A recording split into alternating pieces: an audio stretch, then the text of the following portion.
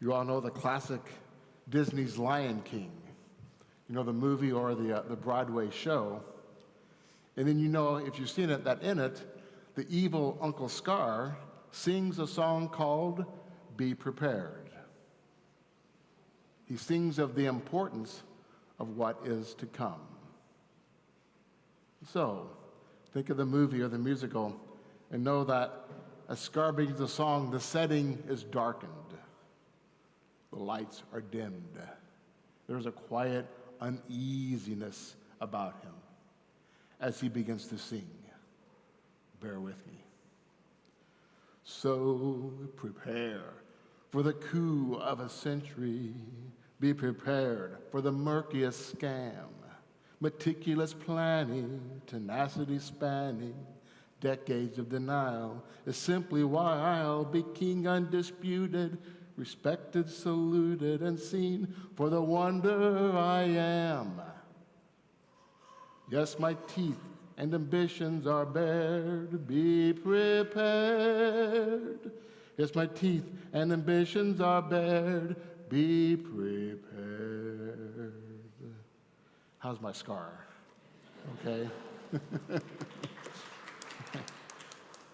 Fear is the underlying theme of that song. Scar assures certain starvation, death, desperation to all who hear his words but not choose to follow them or act accordingly. Preparation, in his sense, is nothing more than a foretaste to misery.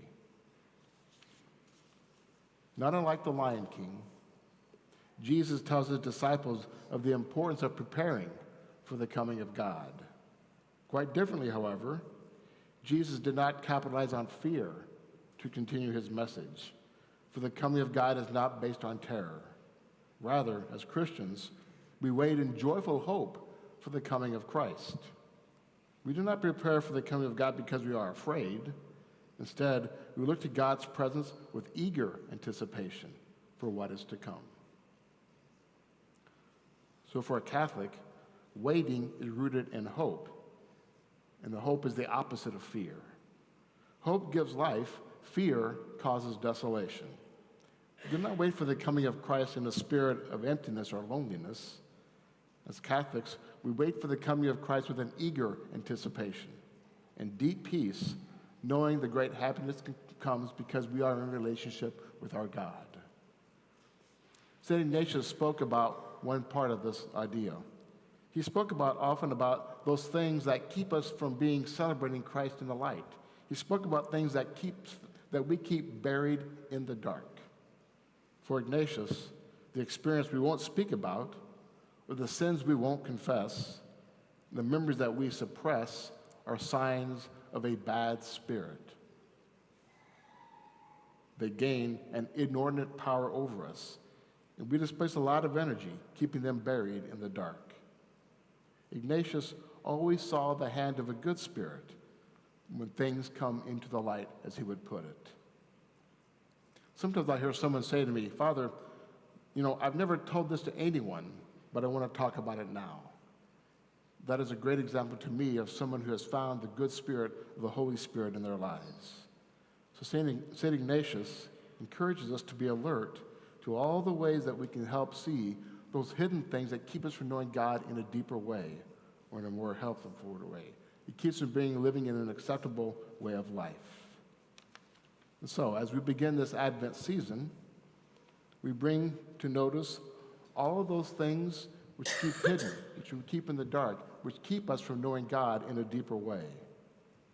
So may this time of preparation for Christmas help us to know the truth of our lives, that we live in the light of Christ, that our life comes from Christ. In fact, you might say that light of Christ is the circle of our life. You know where I'm going with this.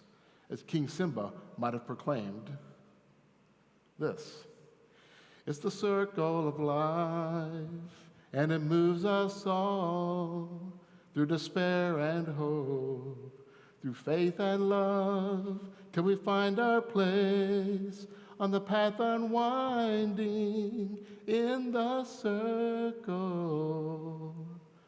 the circle of life. Be prepared.